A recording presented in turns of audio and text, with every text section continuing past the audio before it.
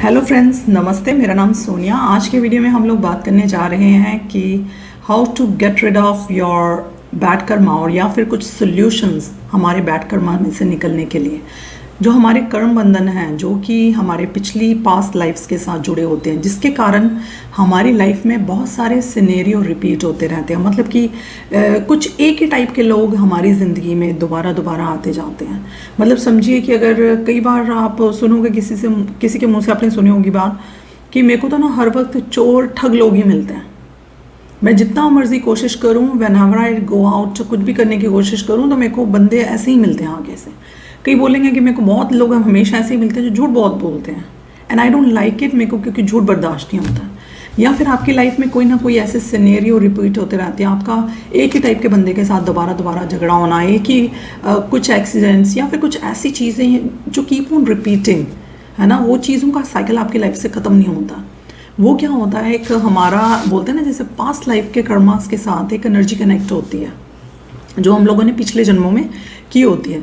तो उसमें क्या होता है, वो चीज़ हमारी लाइफ में दोबारा दोबारा रिपीट होती रहती है, क्योंकि हमें उस चीज़ को समझना होता है कि अगर हम लोगों ने लास्ट टाइम उस सिचुएशन में अगर कुछ ऐसा बिहेव किया था उस चीज़ प्रॉब्लम को रिजॉल्व करने के लिए, मतलब that thing is not functioning with us, तो हमें अभी कोशिश करनी है उसी सेम सिचुएशन में एक डिफरेंट तरीके से काम करने के लिए, ताकि we can see some change in that situation.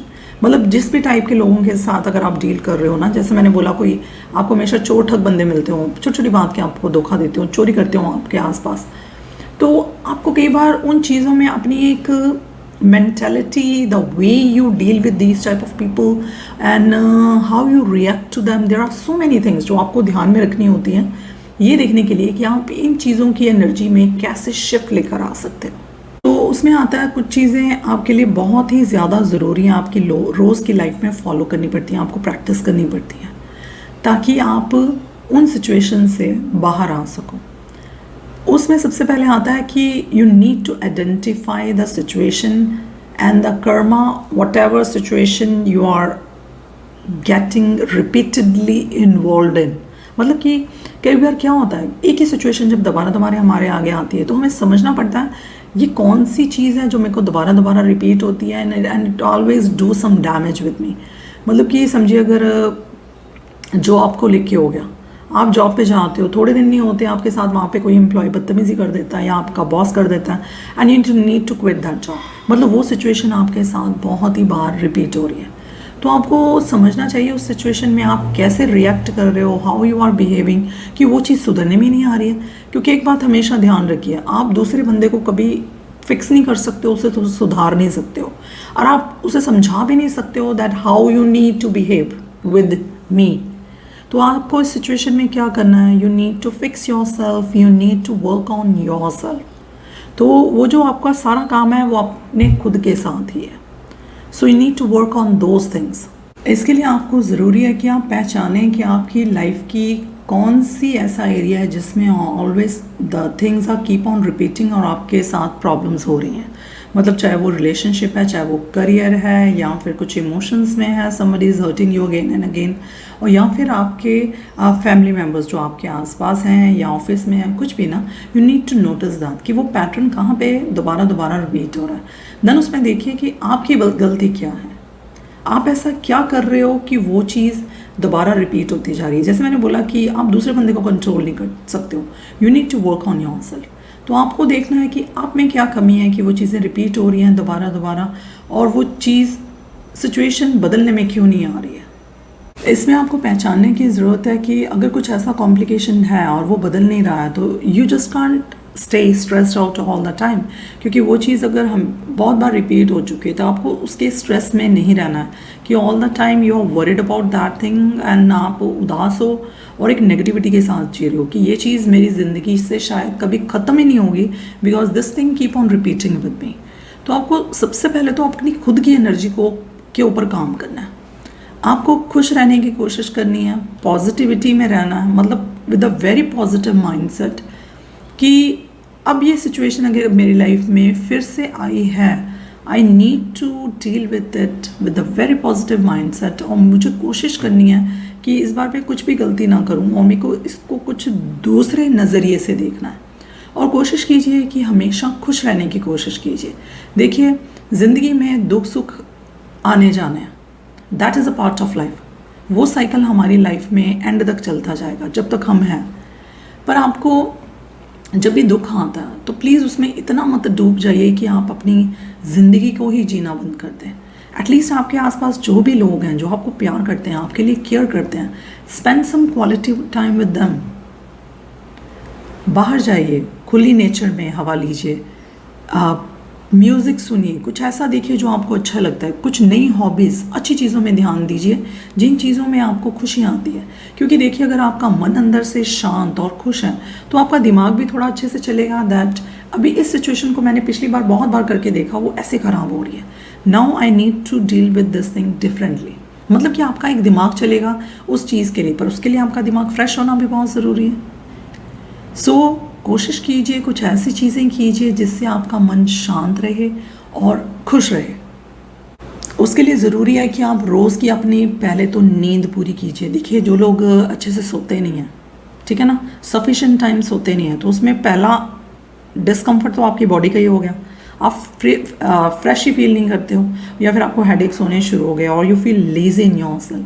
तो इसके लिए ज़रूरी है कि सबसे पहले आप नींद अच्छे से पूरी करें, डू सम एक्सरसाइजेस और डू सम रूटीन वर्क, कुछ ऐसा हो जिससे आप एनर्जेटिक फील करो। इसके अलावा मेडिटेशन ज़रूर कीजिए, make meditation a part of your life. Try to sit in solitude in silence with yourself every day. कई लोग बोलते हैं हमें शांति में बैठना अच्छा नहीं लगता, हमें समझ नहीं आती कि सब कुछ बंद करके अगर हम लोग बैठते हैं, like the TV, cellphone, everything, तो हमें ऐसे घबराहट सी होनी शुरू हो जाती है। बट द थिंग इज़, वो जो एक क्वाइट टाइम है ना, यू नीड दैट। आपको हर रोज़ कुछ वक्त निकालना अपने आप के साथ बैठने के लिए, in a silence where you not talking to anyone, you not using your phone. कोशिश कीजिए आंखें बंद करके लेट जाइए, या फिर आप नेचर में कनेक्ट हुइए, बालकनी में बैठिए, टेरेस में, कहीं पे भी बैठिए ना, और नेचर को देखिए, अपने आसपास की दुनिया को देखिए, पर खुद से अकेले बैठिए, चाय का कप लीजिए, है ना, कुछ भी, मतलब अच्छे से अपने आप के साथ बैठिए। Spend some good quality time with yourself. उसमें होता क्या, आपको एक ज़िंदगी के बारे में एक नज़रिया आपका बदलना शुरू होता। You get some new perspective about life, about the situations you are in. उसके लिए शांति में बैठना आपका बहुत ही ज़्यादा ज़रूरी है, ताकि आप खुद के साथ कनेक्ट हो, एक शांति महसूस करो अपने आप में।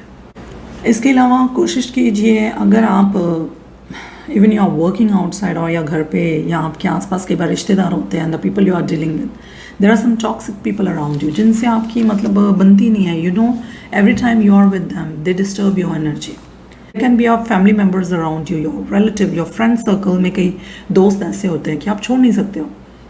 तो उसमें क्या है, आपको एक दूरी बनानी पड़ती है with a very due respect।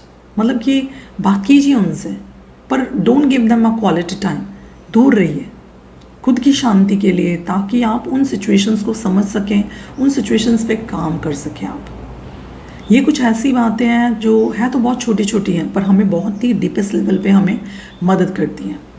तो कोशिश कीजिए, अगर आपको in cycle of the situations में से अगर आपको बाहर आना है, जिसको आप अपना बैड कर्मा भी बोलते हो, पता नहीं मेरी तो किस्मत ही ऐसी है, ये चीज़ें मेरे साथ रिपीट होती जाती हैं, और there is a negative people around you, और द नेगेटिव सिचुएशंस जो रिपीट होती रहती हैं, तो प्लीज़ उसको समझने की कोशिश कीजिए, कहाँ पे मैं गलत हूँ, क्या मैं कर रहा हूँ हर बार कि वो सिचुएशन ऐसी ख़राब हो रही है, क्यों मेरे को हमेशा सेम ही टाइप के लोग दोबारा दोबारा गलत मिलते ही जा रहे हैं। There is something you are doing wrong, दूसरे बंदे नहीं, वो आ रहे हैं। समझिए कि कोई गलत बंदा आपके कॉन्टैक्ट में दोबारा दोबारा आ रहा है, ठीक है, वो बंदा तो आपको सेम टाइप के मिल रहा है, चोर ठग अगर कोई मिल भी रहा है समझिए, या पर कोई झूठ बोलने वाला, पर एक ये बात सोचिए कि उसको आप नहीं बदलेंगे, पर आप लेकिन आप अपने आप को बदलेंगे ना, तो आपको देखना उस बंदे के साथ आपको कैसे डील करना है। So try to work on yourself, sit in silence, give yourself some time, ताकि आप इन चीज़ों को समझ के उनका हल निकालने के बारे में आप सोच सकें। होपफुली आज के वीडियो में जितनी भी बात हम लोगों ने की हो आपको अच्छी लगी हो। If you like the video please like and subscribe it और बेल बटन को ज़रूर दबा दीजिए। Thank you for watching the video. नमस्ते।